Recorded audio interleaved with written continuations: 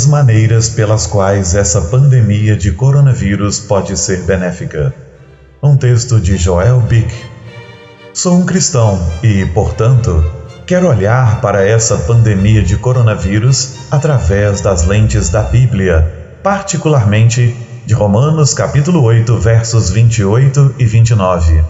E sabemos que para quem ama a Deus, todas as coisas trabalham juntas para o bem, para quem são chamados de acordo com o seu propósito. Para aqueles que ele conheceu, ele também predestinou a ser conformado à imagem de seu Filho, para que ele pudesse ser o primogênito entre muitos irmãos. Esse texto nos ensina que, para nós, crentes em Cristo, todas as coisas, sem exceção, inclusive o coronavírus, trabalham juntas para o bem. Embora, às vezes, em tempo de grande provação, sintamos o que Jacó sentiu. Todas essas coisas estão contra mim. Gênesis 42, verso 36. Mais tarde, porém, quando olharmos para trás, iremos dizer como José: Deus quis que fosse para sempre. Gênesis capítulo 50, verso 20. Então, como esse coronavírus pode ser para o nosso bem? Deixe-me sugerir 10 maneiras pelas quais esse vírus pode ser para o nosso bem. Primeira, ele pode nos unir em oração globalmente. Já que o vírus está agora em pandemia, não subestimemos o que nossas orações podem fazer. O avivamento começa com a oração. Segundo, pode abrir uma porta para compartilharmos o Evangelho com os incrédulos. Com essa pandemia, nós cristãos temos uma maravilhosa oportunidade de mostrar o amor de Cristo aos outros. Jesus diz: Deixe sua luz brilhar diante dos homens, para que eles possam ver suas boas obras e dar glória ao seu Pai que está nos céus. Mateus, capítulo 5, verso 16. Terceiro, pode nos afastar de alguns de nossos ídolos do mundo, como esportes, já que esse vírus causou cancelamento e adiamentos de eventos esportivos. Infelizmente, muitos cristãos preferem assistir ou participar de um evento esportivo no domingo a adorar a Deus. Quarto, pode nos obrigar a confiar em Deus para a cura, uma vez que ainda não existe uma vacina conhecida para esse vírus. Os medicamentos são dons de Deus, mas às vezes dependemos mais desses dons do que do doador.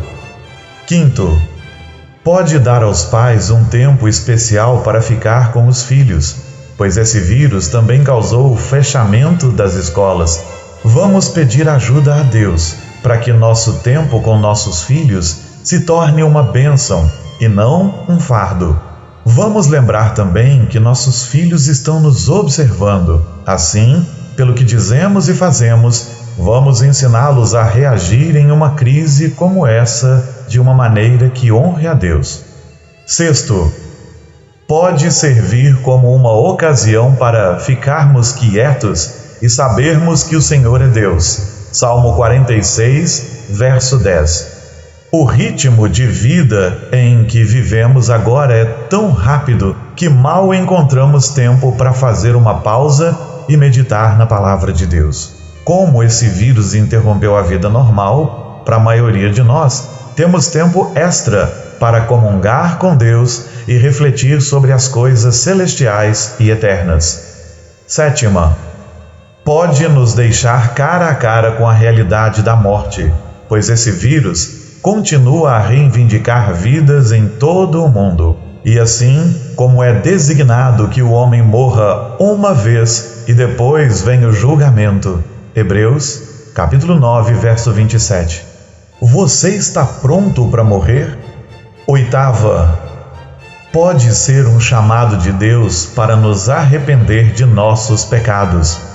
Normalmente, uma peste é um sinal do julgamento de Deus. Por exemplo, em 2 Samuel 24, Deus puniu seu povo da aliança por causa do pecado de Davi, e o castigo de Deus chegou a eles em forma de pestilência que ceifou 70.000 vidas. Nona, pode nos indicar a segunda vinda de Cristo. De certo modo, não devemos nos surpreender ao ver mais eventos como essa pandemia. Como o próprio Jesus diz sobre os últimos dias, nação se levantará contra nação, e reino contra reino. Haverá grandes terremotos, e em vários lugares, fomes e pestilências. Lucas, capítulo 21, versos 10 e 11. Infelizmente, as pessoas se preparam para a chegada do coronavírus, mas dão pouca atenção à segunda vinda de Cristo. 10ª, é certo que Deus só usará essa pandemia como instrumento de sua mão para nos conformar mais à imagem de seu Filho Jesus Cristo.